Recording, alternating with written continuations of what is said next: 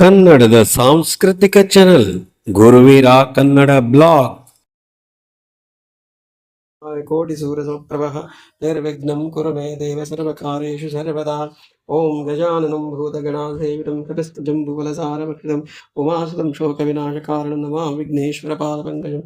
ಓಂ ಶುಕ್ಲಾಂ ಭರಧರಂ ವಿಷ್ಣುಂ ಶಶಿವರ್ಣಂ ಚತುರ್ಭುಜಂ ಪ್ರಸನ್ನವದನಂ ಧ್ಯಾಯೇತ್ ಸರ್ವವಿಘ್ನೋಪಶಾಂತಯೇ.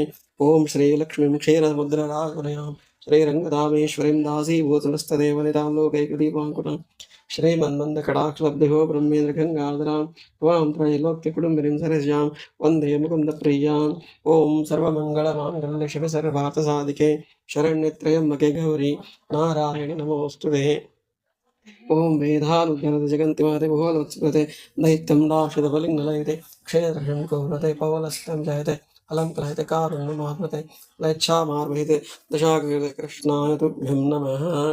ॐ भूर्भुवस्सुवः ॐ तत्सवितुर्वरेण्यं भर्गो देवस्य धीमहि धियो यो नः प्रचोदयात्. ॐ पञ्चवक्त्रं जटाधारं पञ्चादशविलोचनं सद्योजातानं श्वेतं वामदेवं तु कृष्णकम् अघोरं रक्तवर्णं तत्पुरुषं पीतवर्णं दशबाहुं महाकायं कुन्दरशोभितं पितामहधरं देवं नागेन्द्रं रुद्राक्षहारसंयुक्तं व्याघ्रचर्मोत्तरेकम् अक्षमालाभ्यनागेन्द्रशूलाविनाशनं दीणां नवर्गं बालं शङ्करचक्रान्तं देवदेवं महादेवं विश्वकर्माणं रामशिवच्युतमूर्वक्त्रं जगद्गुरुं नमस्करोम्यहं भक्त्या भक्तिमुक्तिप्रदायकम्. ओं बुद्धिर्बलं विश्वधर्मर्भयत्मर्वद अजाजन्मत्वन्त्यमत्स्मरणाद्वेत् दक्षिणे लक्ष्मणस्वामी जनकांश पुरतो मार्गदर्शतं वन्दे रघुनन्दनम्. ओं पूज्याय राघवेन्द्राय सत्यधर्मरताय भजतां कल्पवृक्षाय कामधेनवे. ओं गुरुब्रह्मा गुरुविष्णु गुरुदेवो महेश्वरः गुरुसाक्षात् परब्रह्म तस्मै श्रीगुरवे नमः. ॐ दीपम् अरिशनचन्दनं पुष्पं धूपं घण्टनादनं नैवेद्यं समर्पयामि. ॐ दीपम् अरिशनचन्दनम् अष्टगन्धं धूपं घण्टनादनं नैवेद्यं समर्पयामि. ॐ या कुन्देन्दु तुषारहारधवलया शुभ्रवस्त्रान्वितः या वीणावरदण्डमण्डितकरया श्वेतपद्मासनया ब्रह्माच्युतशङ्कर प्रभृतिः देवैः सदा पूजिता वन्दिता समां पातु सरस्वती भगवती निःशेषजाड्यापः.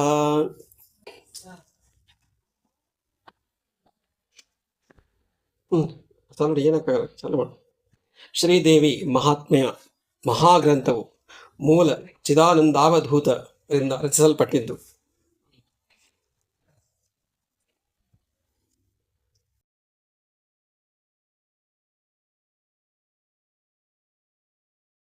ಶ್ರೀದೇವಿ ಮಹಾತ್ಮೆ ಶ್ರೀ ಚಿದಾನಂದಾವಧೂತರಿಂದ ರಚಿಸಲ್ಪಟ್ಟಿದ್ದು. ಇವತ್ತಿನಿಂದ 9 ದಿವಸ ನವರಾತ್ರಿಯ ಪೂಜೆಯನ್ನು 9 ದಿನಗಳ ಕಾಲ 18 ಅಧ್ಯಾಯದಿಂದ ಕೂಡಿದಂಥ ಶ್ರೀದೇವಿ ಮಹಾತ್ಮೆಯ ಚರಿತ್ರೆಯನ್ನು ಓದುವುದು. ಇವತ್ತು ಮೊದಲನೆಯ ದಿವಸ ಪ್ರಾರಂಭ ಆಗ್ತಾ ಇದೆ. ಮೊದಲನೆಯ ದಿವಸ ಶಿವನು ನಂದೀಶ್ವರನ ವಿನಂತಿಯ ಪ್ರಕಾರ ಶ್ರೀದೇವಿಯ ಚರಿತ್ರೆಯನ್ನು ಹೇಳಲು ಪ್ರಾರಂಭಿಸಿದ್ದು. ಸಪ್ತಶತಿ ಶ್ರೀದೇವಿ ಮಹಾತ್ಮೆಯ ಮಹಾಯಂತ್ರ. ಇದು ಮಹಾಯಂತ್ರ, ಇದರ ಪೂಜೆ ಮಾಡುವ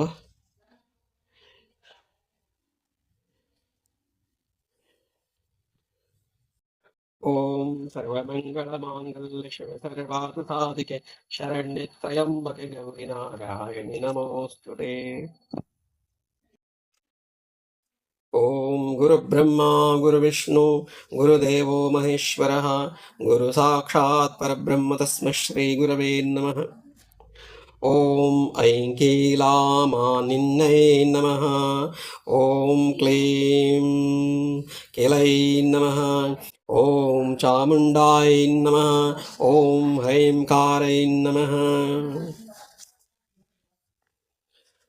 ಶ್ರೀದೇವಿ ಮಹಾತ್ಮೆಯ ಗ್ರಂಥವು ಶ್ರೀಮತ್ ಸಚ್ಚಿದಾನಂದ ಗುರು ಪರಬ್ರಹ್ಮಣೇ ನಮಃ. ಶ್ರೀದೇವಿ ಮಹಾತ್ಮೆಯ ಗ್ರಂಥವು ಪೀಠಿಕಾಧ್ಯಾಯವನ್ನು ಪ್ರಾರಂಭಿಸುತ್ತೇನೆ.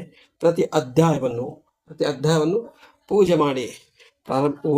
ಪೂಜೆ ಮಾಡಿ ಓದಲು ಪ್ರಾರಂಭಿಸಬೇಕು. ಮುಗಿಸುವಾಗಲೂ ಕೂಡ ಪ್ರತಿ ಅಧ್ಯಾಯವನ್ನು ಪೂಜೆ ಮಾಡಿ ಮುಗಿಸಬೇಕು. ಇದು ಶ್ರೀದೇವಿ ಮಹಾತ್ಮೆ ಗ್ರಂಥದ ನಿಯಮವಾಗಿದೆ. ಇನ್ನೂ ಬಹಳವಾದ ನಿಯಮಗಳುಂಟು. ಆ ನಿಯಮಗಳ ಸಂಕ್ಷಿಪ್ತವಾಗಿ ಶ್ರೀದೇವಿ ನವರಾತ್ರಿ ಪೂಜೆಯನ್ನು ಮಾಡುತ್ತಿದ್ದೇವೆ. ಬಹಳ ನಿಯಮಗಳುಂಟು. ಅವೆಲ್ಲ ನಿಯಮಗಳನ್ನು ಇಲ್ಲಿ ಹೇಳಲು ಸಾಧ್ಯವಿಲ್ಲ. ಅದಕ್ಕಾಗಿ ಸಂಕ್ಷಿಪ್ತವಾಗಿ ನಾವು ಪೂಜೆಯನ್ನು ಮಾಡುತ್ತಿದ್ದೇವೆ. ಓಂ ಸರ್ವಮಂಗಳ ಮಾಂಗಲ್ಯ ಶಂಕರಪಾದ ಸಾಧಿಕೆ ಶರಣ್ಯ ತ್ರಯಂಬಕೆ ಗೌರಿ ನಾರಾಯಣಿ ನಮೋಸ್ತುತೇ. ಓಂ ಸದ್ಗುರುವೇ ನಮಃ. ಓಂ ದೇವಂ ಅರಿಶಿನಚಂದನಂ ಪುಷ್ಪಂ ಧೂಪಂ ಘಂಟನಾದನಂ ನೈವೇದ್ಯಂ ಸಮರ್ಪಯಾಮಿ.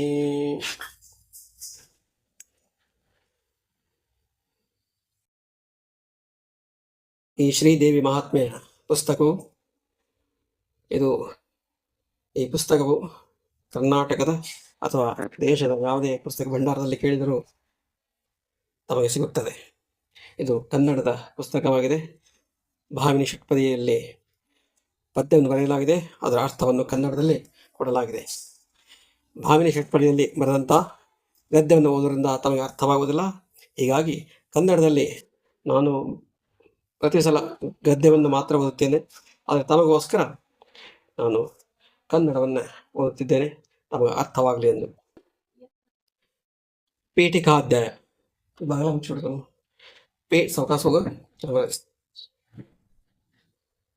ಪೀಠಿಕಾಧ್ಯಾಯ. ಗ್ರಂಥಕರ್ತರು ಇಷ್ಟಗುರುವಿನ ಮಂಗಲವಂ ಮಾಡಿದ್ದಾರೆ.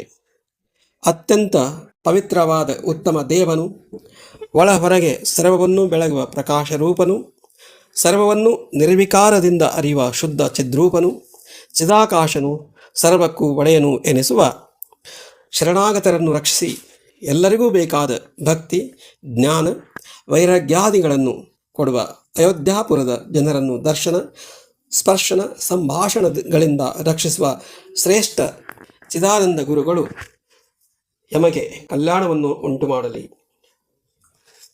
ಈ ಪುಸ್ತಕವನ್ನು ತಾವು ಕೂಡ ಪುಸ್ತಕದ ಅಂಗಡಿಯಲ್ಲಿ ಖರೀದಿಸಿ ತಾವು ಕೂಡ ಪ್ರತಿಯೊಬ್ಬರು ಓದಬೇಕಾದಂಥ ಭಕ್ತಿ ರೂಪದ ದೇವಿ ಗ್ರಂಥ ತಾವು ಓದಬಹುದು. ಕೊಂಡುಕೊಂಡು ಮನೆಯಲ್ಲಿ ಭಕ್ತಿಪೂರ್ವಕವಾಗಿ ಓದಬಹುದು. ಗುರು ಪರಂಪರೆಯನ್ನು ಹೀಗೆ ಹೇಳಿದ್ದಾರೆ. ಶಿವನ ಸ್ವರೂಪದಲ್ಲಿ ಸಮರಸ ಹೊಂದಿದ ಯೋಗಿಗಳಲ್ಲಿ ಶಿವಾನಂದ ರಾಜಯೋಗಿಯ ಆಜ್ಞೆಗೆ ಯೋಗ್ಯನಾಗಿರುವ ಯೋಗಿ ಯಾರೆಂದರೆ ತುಂಗಭದ್ರಾ ನದಿಯ ದಂಡೆಯಲ್ಲಿ ಶೋಭಿಸುವ ಯೋಗಿ ಶ್ರೇಷ್ಠನಾಗಿರುವ ಸದಾ ಅಯೋಧ್ಯ ಪಟ್ಟಣದಲ್ಲಿ ಯೋಗಿಗಳಿಗೆ ಸದಾ ಯೋಗ ಸ್ವರೂಪವನ್ನು ಕೊಡುವ ರಾಜಯೋಗಕ್ಕೆ ಒಡೆಯನಾದವನು ಶ್ರೇಷ್ಠ ಚಿದಾನಂದ ಗುರುಗಳು. ರಾಜಯೋಗ ಅರಿವಿನಿಂದ ಒಳಗಣ ಮಧ್ಯ ಹೊರಗಣ 3 ಲಕ್ಷದಿಂದ ಶಿವಸ್ವರೂಪವನ್ನು ಮನಸ್ಸಿನಿಂದ ವೃತ್ತಿಯು ಸ್ಥಿರವಾಗಿ ನಿಲ್ಲಲು ರಾಜಯೋಗ ಎನಿಸುವುದು. ಈ ಪದ್ಯವು ರಾಜಯೋಗ ಅಂತ ಹೆಂಗೆ ಅನಿಸ್ತದಂತ, ರಾಜಯೋಗ ಅಂದರೆ ಎದಕ್ಕಂತಾರಂತ ಹೇಳಿದ್ದಾರೆ. ಗ್ರಂಥ ರಚಿಸುವ ಕಾರಣ, ಪ್ರಕರಣದ ಪರಿಸ್ಥಿತಿಯು ರಾಜಯೋಗಾನುಭವಿಗಳಾದ ಶ್ರೀ ಚಿದಾನಂದರ ಪರಮ ಶಿಷ್ಯರು, ಭಕ್ತರ ಪಾಪ ಕಳೆದು ಹಿತ ಮಾಡುವವರು, ಸರ್ವಸಂಗ ಬಿಟ್ಟವರು. ಸರ್ವಸಂಗ ಬಿಟ್ಟವರಂದರೆ ಯಾರು? ಅಣವ, ಮಾಯ, ಕಾರ್ಮಿಕವೆಂಬ ತ್ರಿಮಲಗಳನ್ನು ತೊಳೆದವರು ಆದ ಚಿದಾನಂದಾವಧೂತರು. ಗುರುವಿನ ಆಜ್ಞಾ ಪ್ರಕಾರ ಸಕಲ ಮೋಕ್ಷಗಳಿಗೆ ಧರ್ಮ, ಅರ್ಥ, ಕಾಮ, ಮೋಕ್ಷವೆಂಬ ಚತುರ್ವಿಧ ಪುರುಷಾರ್ಥ ಪ್ರಾಪ್ತಿಯ ಸಲುವಾಗಿ ತಿಳಿಗನ್ನಡದಲ್ಲಿ ಸುಲಭ ರೂಪದಿಂದ ಪುರಾಣ ರಚಿಸುವ ಕಾರಣ ಸರ್ವಸೇವ್ಯವಾಗಿರುವುದು. ಶ್ರೀ ಚಿದಾನಂದಾವಧೂತ ಗುರುಗಳು ತಮ್ಮ ಗುರುವಿನ ಅನುಗ್ರಹದಿಂದ ಧರ್ಮ, ಅರ್ಥ, ಕಾಮ, ಮೋಕ್ಷಗಳೆಂಬ ಸರ್ವರಿಗೂ ಸಾಮಾನ್ಯ ಜನರಿಗೂ ಕೂಡ ಅರ್ಥವಾಗುವ ರೀತಿಯಲ್ಲಿ ತಿಳಿಗನ್ನಡದಲ್ಲಿ ಬರೆದಿದ್ದಾರೆ. ಶುದ್ಧ ಜ್ಞಾನವೆನಿಸುವ ಸಿದ್ಧ ಪರ್ವತದಲ್ಲಿ ಸದಾವಾಸವಾಗಿರುವ ದೇವತೆಗಳಿಂದ ಹೊಗಳಿಸಿಕೊಳ್ಳುವ ಸಚ್ಚಿದಾನಂದ ಸ್ವರೂಪ ದೇವಿಯನ್ನು ಪ್ರತ್ಯಕ್ಷ ಕಂಡು ಆಕೆಯ ಪೂರ್ಣ ಕೃಪಾ ಪಾತ್ರನಾಗಿ ಜಗತ್ತಿನ ಬುದ್ಧಿವಂತರೆಲ್ಲ ಓದಿ ಮನದ ಪೂರ್ಣ ಬಯಕೆಯನ್ನು ಪಡೆಯಲು ಪರಮಾನಂದ ಭರಿತನಾಗಿ ದೇವಿ ಚರಿತ್ರೆಯನ್ನು ಹೇಳಿದರು. ಅನುಬಂಧ ಚತುಷ್ಟಯ ಸಚ್ಚಿದಾನಂದ ಸ್ವರೂಪಳು ಜಗದಂಬೆಯೂ ಆದ ಶ್ರೀದೇವಿಯ ಮಹಿಮಾರೂಪ ಚರಿತ್ರೆಯೇ ಗ್ರಂಥದ ವಿಷಯವಾಗಿದೆ. ಚಿದಾನಂದಾವಧೂತರು ಈ ಗ್ರಂಥವನ್ನು ರಚಿಸಿದಂಥ ಸದ್ಗುರುಗಳು ಸ್ವತಃ ದೇವಿಯನ್ನು ಪ್ರತ್ಯಕ್ಷ ಮಾಡಿಕೊಂಡಿದ್ದಾರೆ. ಅವಳ ಅನುಭವವನ್ನು ಮಾಡಿಕೊಂಡು ಎಲ್ಲ ಸಕಲ ಬುದ್ಧಿವಂತ ಜನರಿಗೂ ಭಕ್ತರು ಓದಿ ಆನಂದ ಪಡೆಯಲು ಅವರ ಇಷ್ಟಾರ್ಥಗಳನ್ನು ಪೂರೈಸಿಕೊಳ್ಳಲು ಅನುಕೂಲವಾಗುವಂಥ ರೀತಿಯಲ್ಲಿ ಈ ಸದ್ಗುರು ಈ ಚರಿತ್ರೆಯನ್ನು ಬರೆದಿದ್ದಾರೆ. ಈ ಚರಿತ್ರೆಯ ಉದ್ದೇಶ ವಿಷಯ ಏನಂದರೆ ದೇವಿಯ ಮಹಾತ್ಮೆ, ದೇವಿಯ ಮಹಿಮೆಯ ಬಗ್ಗೆ ತಿಳಿದುಕೊಳ್ಳುವುದು. ದೇವಿಯ ಮಹಿಮೆಯ ಬಗ್ಗೆ ತಿಳಿದುಕೊಳ್ಳುವಂಥ ಚರಿತ್ರೆ ಈ ಗ್ರಂಥ ಶ್ರೀದೇವಿ ಮಹಾತ್ಮೆ. ಜ್ಞಾನ ಮಾರ್ಗವ ತಿಳಿಯಬೇಕೆಂದರೆ ಜ್ಞಾನ ಸಿಂಧುವಿನೊಳಗೆ ಹೇಳಿದ ಸರ್ವ ಯಥಾರ್ಥ ವಸ್ತು ಸ್ವರೂಪವನ್ನು ತಿಳಿದುಕೊಳ್ಳಿರಿ. ಜ್ಞಾನ ಮಾರ್ಗ ಅಂತಂದರೆ ಈ ಲೋಕದ ಸಂಸಾರ ಲೋಕವನ್ನು ಬಿಟ್ಟು ನಾನು ಮೋಕ್ಷವನ್ನು ಹೊಂದ್ತೀನಿ, ದೇವರ ಸನ್ನಿಧಿಯನ್ನು ಪಡಿತೀನಿ, ನನಗೆ ಜನನ ಮರಣಗಳು ಬೇಡ ಅಂತಂದರೆ ನಿಜವಾದ ಭಗವಂತನ ಜ್ಞಾನ ಆಗಬೇಕು ಅಂದರೆ ಅದಕ್ಕಾಗಿ ಜ್ಞಾನ ಸಿಂಧು ಅಂತ ಒಂದು ಪುಸ್ತಕ ಇದೆ. ಆ ಜ್ಞಾನ ಸಿಂಧು ಈ ಪುಸ್ತಕದಲ್ಲಿ ಕೂಡ ಹೇಳಿದ್ದಾರೆ. ಅದರ ಬಗ್ಗೆಯೂ ಕೂಡ ಇದರಲ್ಲಿ ಆ ಜ್ಞಾನ ಸಿಂಧು ಜ್ಞಾನ ಮಾರ್ಗವನ್ನು ತಿಳಿಸಿಕೊಡುವಂಥ ಒಂದು ವಿಷಯ ಜ್ಞಾನ ಇದೆ, ಅದು ಕೂಡ ಈ ಪುಸ್ತಕದಲ್ಲಿ ಬರೆಯಲ್ಪಟ್ಟಿದೆ. ಇಚ್ಛೆಯುಳ್ಳವರು ಬೇಕಾದ ಇಚ್ಛೆಯು ಪ್ರಾಪ್ತಿಯಾಗಬೇಕೆಂದರೆ ಈ ಗ್ರಂಥ ಸ್ವರೂಪವನ್ನು ಧ್ಯಾನಿಸಿದರೆ ಅದು ಕೊರತೆ ಇಲ್ಲದೆ ಸತ್ಯವಾಗಿ ಸಿದ್ಧಿಸುವುದು. ಭಕ್ತಿಯಿಂದ ಈ ಗ್ರಂಥವನ್ನು ಓದಿ ಅರ್ಥ ಮಾಡಿಕೊಂಡು ಓದಿದರೆ ದೇವಿ ಕೈ ಹಿಡಿತಾಳೆ ಅನ್ನೋದೇ ಇದರ ಮಾರ್ಗ. ಅಷ್ಟೆಲ್ಲ ಮೋಕ್ಷ ಸಿದ್ಧಿ ಆಗಬೇಕು ಅಂದರೆ, ನಮಗೆ ಮುಂದಿನ ಜನ್ಮ ಬೇಡ, ಸದಾ ದೇವಿಯ ಸನ್ನಿಧಿಯಲ್ಲಿ ಇರ್ತೇನೆ ಅಂದರೆ ಅದಕ್ಕೆ ಕೂಡ ಮಾರ್ಗಗಳಿದ್ದಾವೆ. ಇಲ್ಲಿ ಕೆಲವೊಂದು ಅರ್ಥಗಳನ್ನು ಕೊಟ್ಟಿದ್ದಾರೆ, ಶಬ್ದಾರ್ಥಗಳಿದ್ದಾವೆ, ಅವುಗಳನ್ನು ಬೇಡ, ನೇರವಾಗಿ ನಾನು ಗ್ರಂಥಗಳಿಗೆ ಹೇಳುತ್ತೇನೆ. ಶಬ್ದಾರ್ಥಗಳನ್ನು ಕೊಟ್ಟಿದ್ದಾರೆ, ಅದನ್ನು ಬೇಡ. ಓಕೆ, ಈ ಗ್ರಂಥವು ಸರ್ವ ಚಿಂತೆಗಳನ್ನು ಕಳೆಯುವ ಚಿಂತಾಮಣಿಯು. ಹೇಗೆ ಹೊಗಳಿದ್ದಾರೆ ನೋಡಿ, ಈ ಗ್ರಂಥವು ಸರ್ವ ಚಿಂತೆಗಳನ್ನು ಕಳೆಯುವ ಚಿಂತಾಮಣಿಯು, ಇಚ್ಛಿತ ವಸ್ತುಗಳನ್ನು ಕೊಡುವ ಕಾಮಧೇನುವು, ಕಲ್ಪಿತ ವಸ್ತುಗಳು ತಯಾರಾಗಲು ಕಲ್ಪವೃಕ್ಷವು ಆಗಿರುವುದು. ದೇವಿಯ ದಯೆಯಿಂದ ಸುಖ ಸಂಪತ್ತುಗಳು ಭೋಗಗಳು ಸದಾ ಶೋಭಿಸುತ್ತಿರುವುದರಿಂದ ಗ್ರಂಥ ಮಹಿಮೆಯ ವರ್ಣಿಸಲಿಕ್ಕೆ ಅಸಾಧ್ಯವಾಗಿರುವುದು. ನೋಡಿ, ಇದು ಇಂಥ ಒಂದು ಇಚ್ಛಿತ ಫಲಗಳನ್ನು ಕೊಡುತ್ತದೆ, ಸರ್ವ ಚಿಂತೆಗಳನ್ನು ಕಳೆದು ಹಾಕ್ತದೆ, ಎಷ್ಟೋ ಆಗದಿರ್ತಕ್ಕಂಥ ಕೆಲಸಗಳು ಮಾಡಿಕೊಡ್ತವೆ. ಇದು ಹೆಂಗಿದ್ರೆ ಕಾಮಧೇನು ಕಲ್ಪವೃಕ್ಷ ಇದ್ದ ಹಾಗೆ ಈ ಗ್ರಂಥ, ದೇವಿ ಗ್ರಂಥ. ದೇವಿಯ ದಯೆಯಿಂದ ಸುಖ ಸಂಪತ್ತುಗಳು ಸಿಗುತ್ತವೆ, ಭೋಗಗಳು ಸದಾ ಶೋಭಿಸುತ್ತವೆ. ಇದು ಗ್ರಂಥ ಮಹಿಮೆ. ಇದು ಸಾಧನೆಗಳಿಂದಾದ ಕಾಮ್ಯ ಫಲಗಳು ದೇವಿ ಚರಿತ್ರೆ ನೆನಪು ಮಾತ್ರದಿಂದ ಸಾಧ್ಯವಾಗುವು. ಸಾಧನೆಗಳನ್ನು ಮಾಡ್ತಾ ಇದ್ದರೆ ಕೆಲವು ಸಲ ಕಷ್ಟಗಳಾಗ್ತವೆ, ಫಲಗಳು ಸಿಗೋದಿಲ್ಲ. ಆದರೆ ದೇವಿ ಚರಿತ್ರೆ ನೆನಪು ಮಾಡಿ, ದೇವಿನ ನೆನಪು ಮಾಡೋದರಿಂದ ಸಾಧನೆಗಳಿಗೆ ಫಲ ಸಿಗುತ್ತದೆ. ವಾದಿಗಳು ಸೋತು ಮುಖ ತೋರದೆ ಹೋಗುವರು, ಶತ್ರುಗಳು ನಾಶ ಹೊಂದುವರು. ನೋಡಿ, ಇವೆಲ್ಲ ಇದ್ದಾವೆ. ಭಕ್ತಿಯಿಂದ ಈ ಚರಿತ್ರೆಯನ್ನು ಓದುವವನ ಬಂಧು ಬಾಂಧವರ ಹಾಗೂ ಅವನ ಸಂಪತ್ತನ್ನು ಸಹ ರಕ್ಷಿಸಲು ಸಿದ್ಧಳಾಗಿರುವಳು. ನೋಡಿ, ಇಷ್ಟೆಲ್ಲ ಇದ್ದಾವೆ. ನಾನು ಅರ್ಥ ಮಾಡಿಕೊಳ್ಳೋದ್ರಲ್ಲಿ ಬಹಳ ಸಮಯ ಹಿಡಿತದೆ. ನಾನು ಓದ್ತಾ ಹೋಗ್ತೀನಿ, ಶುದ್ಧವಾಗಿ ಓದಲು ಪ್ರಯತ್ನಿಸುತ್ತೇನೆ. ಅರ್ಥ ಮಾಡಿಕೊಳ್ಳಿವರನ್ನು ನಂಬಿದ್ದೇನೆ. ಈ ಕಾರಣದಿಂದ ಪ್ರಸಿದ್ಧರಾದ ಮಹಾತ್ಮರೆಲ್ಲ ದೇವಿಯ ಭಕ್ತರಾಗುವರು. ದೆವ್ವನ ಮನೆಯಲ್ಲಿ ದೇವಿಯ ಗ್ರಂಥವಿರಲು ಆ ದೆವ್ವ ಮನೆ ಬಿಟ್ಟು ಹೋಗುವುದು. ದೇವಿಯ ಚರಿತ್ರೆಯ ಮಾತನ್ನು ಕೇಳಿದರೆ ಹೊರಮನೆಯಲ್ಲಿಯ ದೊಡ್ಡ ದೆವ್ವ ಬಿಟ್ಟು ಹೋಗುವುದು. ಈ ಜಗನ್ಮಾತೆಯ ಚರಿತ್ರೆಯನ್ನು ಓದುವವನಿಗೆ ರಾಜರು ಸಹ ಪ್ರೀತಿ ಮಾಡುವರು. ಅವನಿಗೆ ಯಮ ಬ್ರಹ್ಮಾದಿಗಳ ಭಯವಿಲ್ಲ, ಸರ್ವವೂ ಸ್ವಾಧೀನವಾಗಿರುವುದು. ಯಾವನಿಗಾದರೂ ದೆವ್ವ ಬಡಿದರೆ ಸಂಪೂರ್ಣ ಗ್ರಂಥವನ್ನು ನುಡಿದು ಅದರಿಂದ ಭಸ್ಮ ತಯಾರಿಸಿ 10 ದಿವಸಗಳವರೆಗೆ ಅವನ ಮೈಗೆ ಹಚ್ಚಿದರೆ ಆ ದೆವ್ವ ಬಿಡುವುದು. ದೊಡ್ಡ ದೆವ್ವ ಹಿಡಿದಿದ್ದರೂ ಹಿಡಿದವನೇ ಮೇಲಿನ ನಿಯಮದಂತೆ ಗ್ರಂಥವನ್ನು ಓದಿದರೆ ಸತ್ಯವಾಗಿ ಬಿಟ್ಟು ಹೋಗುವುದು. ನೋಡಿರಿ ಸ್ತೋತ್ರಗಳೇ, ರಾಜರು ಶತ್ರುಗಳು ಜನರು ಸದಾ ಸ್ವಾಧೀನವಾಗಬೇಕಾದರೆ ಪ್ರತಿ ದಿವಸ ಪ್ರಾರಂಭಿಸಿ ನಡುವೆ 1 ದಿನ ತಪ್ಪದೆ ಸಂಪೂರ್ಣ ಗ್ರಂಥವನ್ನು ಕಷ್ಟ ಹೊಂದದೆ ತನ್ನ ಮನಸ್ಸು ಚಂಚಲವಾಗದೆ ಪೂರ್ವ ದಿಕ್ಕಿಗೆ ಮುಖ ಮಾಡಿಕೊಂಡು ಓದಿದವನಾದರೆ ಅವನಿಗೆ ನೆನೆದ ಮಾತ್ರದಿಂದ ಮೇಲಾದ ವಶೀಕರಣವು 30 ದಿವಸಕ್ಕೆ ಸಿದ್ಧಿಯಾಗುವುದು. ವಶೀಕರಣ ಸ್ವಾಧೀನವಾಗುವುದು. ಕೇಳುಗರೆ, ವೀಕ್ಷಕರೇ, ನಾನು ಓದುವುದನ್ನು ಅರ್ಥ ಮಾಡಿಕೊಳ್ಳಿ, ನನ್ನ ಶ್ರವಣ ಮಾಡಿ, ಓದಿನ ಕಡೆ ಗಮನ ಕೊಡು, ನನ್ನ ಕಡೆ ಗಮನ ಕೊಡಬೇಡಿ. ನಾನು ಏನು ಓದ್ತಾ ಇದ್ದೀನಿ ಅದರ ಕಡೆ ಕೇಳ್ತಾರೆ. 1 ದಿವಸ ಸಂಪೂರ್ಣ ಗ್ರಂಥವನ್ನು ಓದುತ್ತಾ ಮಧ್ಯ ದಿವಸ ಸಹ ತಪ್ಪದೆ ಸಂಶಯವಿಲ್ಲದೆ 1 ವರ್ಷ ಓದಿದೊಡೆ ದೇವಿಯ ಪ್ರತ್ಯಕ್ಷ ದರ್ಶನವಾಗುವುದು. 4 ತಿಂಗಳ ಓದಿದರೆ ಬೇಗನೆ ಫಲಗಳನ್ನು ಕೊಡುವಳು. ಜಗತ್ತಿನ ಜನರೆಲ್ಲ ಇದನ್ನು ಸಂಪೂರ್ಣವಾಗಿ ನಂಬತಕ್ಕದ್ದು. ನಂಬಿಕೆಯೇ ಮೂಲ ಕಾರಣ. ನಂಬಿಕರೆದರೆ ಓ ಎನ್ನನೇ ಶಿವನು, ನಂಬಿದರೆ ಎಂಬು. ನೋಡಿ ವೀಕ್ಷಕರೇ, ಇದರಲ್ಲಿ ಬರೆದಂಥದ್ದು ಎಲ್ಲವೂ ಸತ್ಯವಾಗಿದೆ. ನಂಬಿಕೆ ಇಟ್ಟೇ ಬರೆದಿದ್ದಾರೆ. ಓದುವನು ಕೂಡ ನಂಬಿಕೆ ಇಟ್ಟೇ ಓದಬೇಕು, ಕೇಳುವನು ಕೂಡ ನಂಬಿಕೆ ಇಟ್ಟು ಓದಬೇಕು.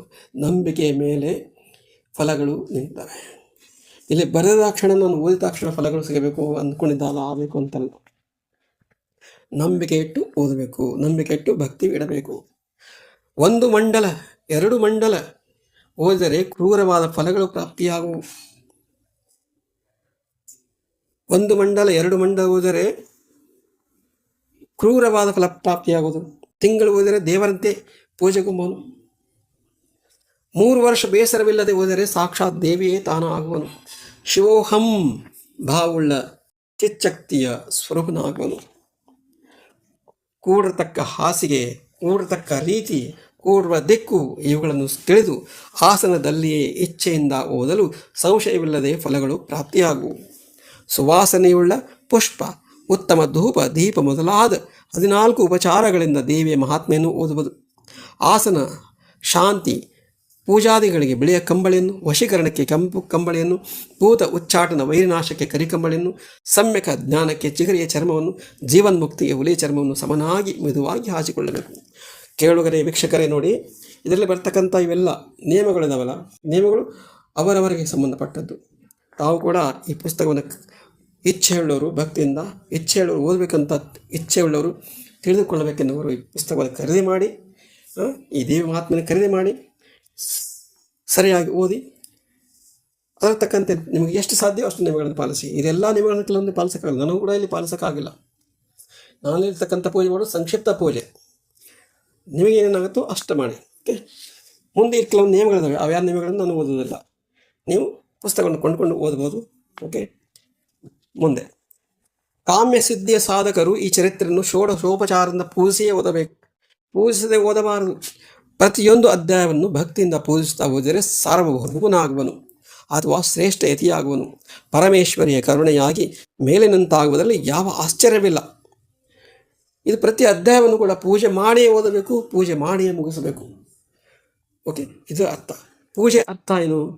ತೃಪ್ತಿಪಡಿಸುವುದು, ಸರ್ವವು ದೇವಿಯ ರೂಪವು, ದೇವಿ ಹೊರತು ಅನ್ಯವಿಲ್ಲ ಎನ್ನುವುದು ತಿಳಿಯುವುದು, ನಾನು ನನ್ನೆಂಬುದನ್ನು ದೇವಿಗೆ ಅರ್ಪಿಸುವುದು, ದೇವಿಯೇ ತಾನೆಂಬ ಅಭೇದ ಚಿಂತನೆಯು. ನೋಡಿ, ಈ ದೇವಿ ಪಾರಾಯಣದ ಪೂಜೆ 4 ಅರ್ಥಗಳಿದ್ದಾವೆ. ಒಂದೇ ಅರ್ಥ ಏನು ಅಂದರೆ, ನಮ್ಮ ಭಕ್ತಿ ದೇವರಿಗೆ ತೃಪ್ತಿ ಆಗಬೇಕು.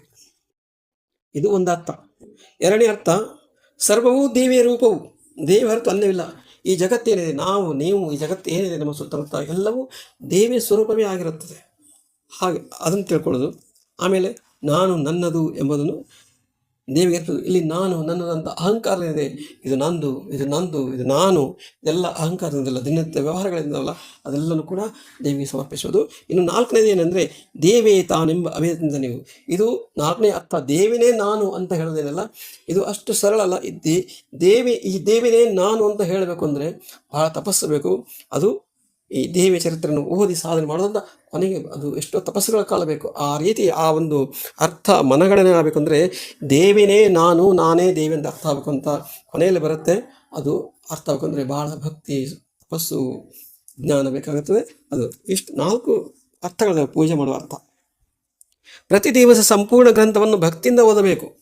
ಇದು ಒಂದು ವೇಳೆ ಆಗದಿದ್ದರೆ ತದಿಗಿ, ಅಷ್ಟಮಿ, ನವಮಿ, ಚತುರ್ದಶಿ, ಪೂರ್ಣಮಿ, ಅಮಾವಾಸ್ಯೆ ಈ ತಿಥಿಗಳು ಯಾವುದೊಂದನ್ನು ನಿರ್ಣಯಿಸಿಕೊಂಡು ಓದಬೇಕು, ಅಥವಾ ಮಂಗಳವಾರ, ಶುಕ್ರವಾರಗಳಲ್ಲಿ ಓದಬೇಕು.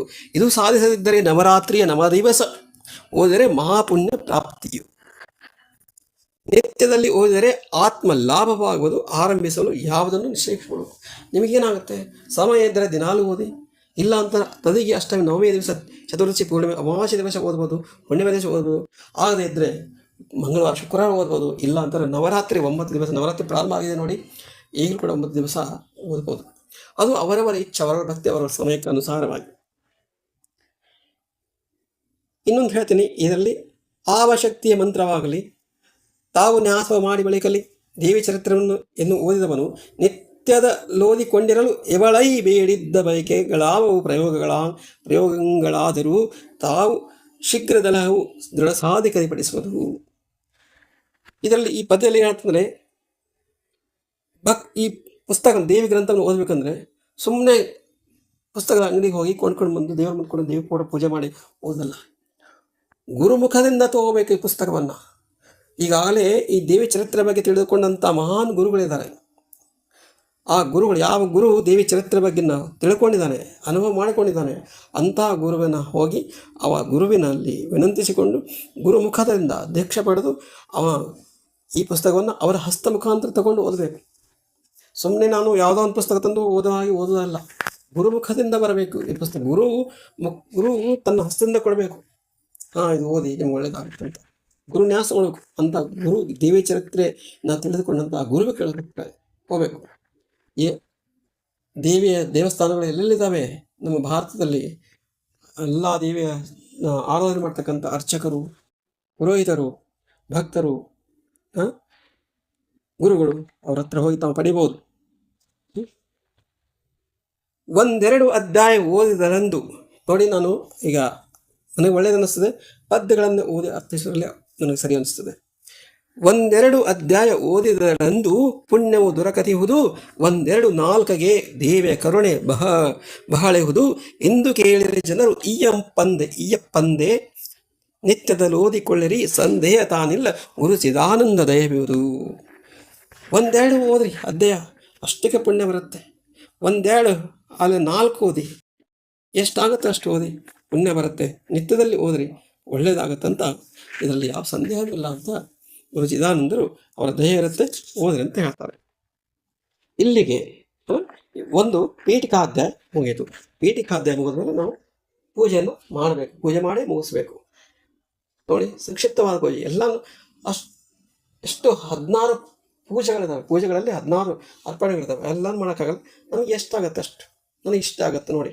ಅರಿಶಿನ ತರಿಸ್ತೀನಿ, ಓಕೆ, ನೀರವನ್ನು ಗಂಗೆಯನ್ನು ಸೇರಿಸ್ತೀನಿ, ಅರಿಶಿಣವನ್ನು ಸೇರಿಸ್ತಾ ಇದ್ದೀನಿ, ಕುಂಕುಮವನ್ನು ಅರ್ಪಿಸ್ತಾ ಇದ್ದೀನಿ, 2 ಸಲ ಕುಂಕುಮ, ಅಕ್ಷತೆಯನ್ನು ಅರ್ಪಿಸ್ತಾ ಇದ್ದೀನಿ. ಇವತ್ತು ಎಷ್ಟೇ ಹೂವು ಇದನ್ನು ಕಡೆ ಹೂವನ್ನು ಇರಿಸ್ತಾ ಇದೆ. ಹಾಗೆ ಧೂಪವನ್ನು ಓಂ ಸರ್ವಮಂಗಳ ಮಾಂಗಲ್ಯ ಶಿವೆ ಸರ್ವಾರ್ಥ ಸಾಧಿಕೆ ಶರಣ್ಯೆ ತ್ರ್ಯಂಬಕೆ ಗೌರಿ ನಾರಾಯಣಿ ನಮೋಸ್ತುತೆ. ಈಗ ಆರತಿ ಇಡುವ, ಆರತಿ ಮಾಡುವ. ಓಂ ಗುರು ಬ್ರಹ್ಮ ಗುರು ವಿಷ್ಣು ಗುರುದೇವೋ ಮಹೇಶ್ವರ ಗುರು ಸಾಕ್ಷಾತ್ ಪರಬ್ರಹ್ಮ ತಸ್ಮೈ ಶ್ರೀ ಗುರವೇ ನಮಃ. ಈಗ ನೈವೇದ್ಯ. ಓಂ ದೀಪಂ ಅರಿಶಿಣ ಚಂದನಂ ಪುಷ್ಪಂ ಧೂಪಂ ಆರತಿಯಂ ಘಂಟನಾದಂ ನೈವೇದ್ಯಂ ಸಮರ್ಪಯಾಮಿ. ಈಗ ಪೀಠಿಕಾಧ್ಯಾಯ ಮುಗಿದು, ಈಗ ನಾವು 1ನೇ ಅಧ್ಯಾಯಕ್ಕೆ ಹೋಗುವ.